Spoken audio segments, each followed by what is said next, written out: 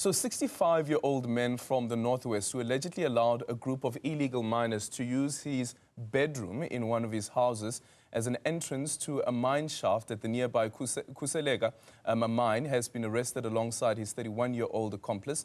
The Northwest Police spokesperson, Lieutenant Colonel Amanda Funani, says the man was arrested in the early hours of Thursday at the Nkandla informal settlement near Khuseleka 1 mine. Newsroom Africa Zola Sholana is there for us and now joins us live. Zola, very good morning to you. I don't know, this sounds so fascinating. How was this able to have been done?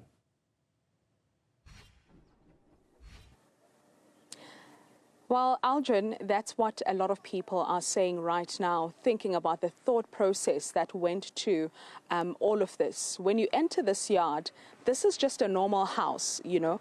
One wouldn't expect to, one wouldn't expect that there could be activity happening in one of the rooms, a bedroom to be quite specific, Aldrin. Now, we will walk you through it so that you are able to see. In all these rooms that you see here, this is obviously bedrooms and they're all occupied, but this particular bedroom is allegedly used for illegal mining. Now, we are told that these miners that were arrested, about 6 miners, would resurface from this point. We understand that they are allegedly stealing copper cables from a nearby shaft, which is Khuseleka shaft. Now, we have seen mine security guarding the premises because they believe that they are expecting to arrest more people, or rather more people are expected to resurface from this. There's a lot of activity here, as you can see that there is food, there's clothing items. So we are told that they would resurface, have their lunch here, and then would walk out using the front door of the house. Now, from what we understand, Aldrin, is that the van that they use to collect these cables that would obviously not be taken out using this entrance, but the window right here, the van would park just outside of this window. And this activity has been happening for quite some time. Police haven't confirmed how long this has been happening.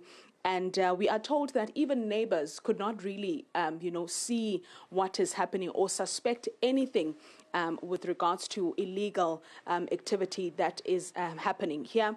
We understand that the owner of the house is currently apprehended by the police and will be appearing in court.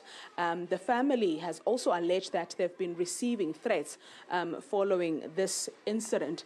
But the premises are heavily guarded by mine security to ensure that if there's more people that will resurface from this, then they will possibly find themselves arrested. It's quite interesting, Aldrin, when you think about it. You know, one would wonder, how did they even realize that that particular bedroom could possibly lead them to a mine shaft? The thought process, the negotiations, the talks between the relevant people or all the people that are involved in all of this. But we will find out more from the police as we will be talking to them shortly after this, Aldrin. Yeah, quite a shocker there, Zola, I have to say. Do we know, though, that what would have happened to alert authorities that there is this particular operation happening and it's happening at this particular house? Is it clear as yet?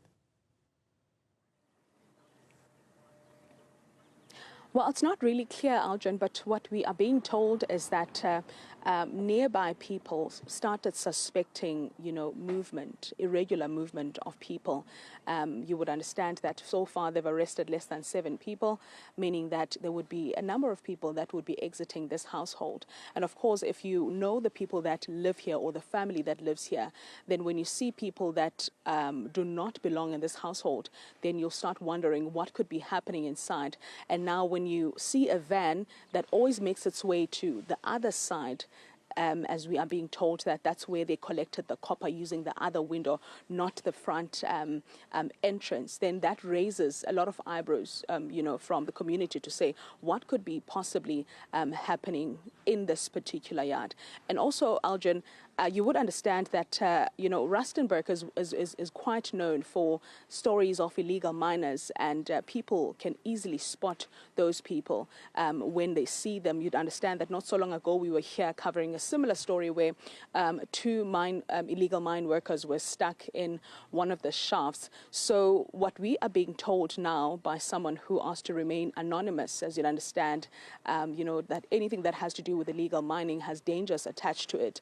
The person mentioned that they saw people that looked you know, dusty in a sense, looking like they were, you know, underground.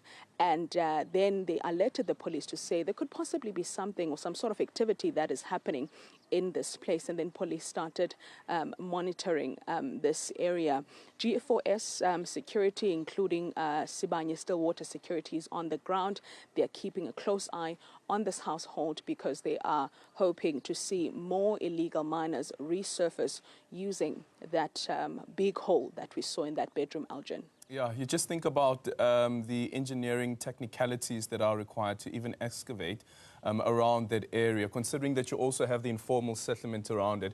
Is it known, Zola, whether there are any other homes that could be of interest to authorities? Well, it's still a bit early to confirm that, Algin, but after this one has been discovered, I can tell you that this has made mining security, including police, to be concerned about the possibilities of having more of these in this particular informal settlement. It's very close to Kwezi Shaft. It's close to other shafts as well that are under Sibanye Stillwater, which means that perhaps more investigations will go into this and try and see if there are other houses that are similar to this, where illegal miners are finding their way to different Sibanye Stillwater shafts. What a discovery. Zola Sholane, thank you so much for making time for us, and she'll continue to give us an update on